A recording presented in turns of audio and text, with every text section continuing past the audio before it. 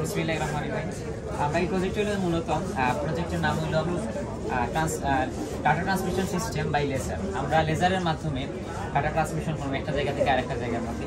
এটা কীরকম? মূলত আমরা যখন কোনো কিছু আমাদের ইনপুট দিব, সেই ইনপুটের এই জিনিসটা আমাদের লেজারের কাছে দিব, লেজার পালসের মাধ্যমে এটা রিসিভারের কাছে পাঠাইব, আর রিসিভার এই তথ্যটারে এই ডাটাটারে ডিকোড করিয়া এটারে আমরা আউটপুট হিসেবে পাঠাইব।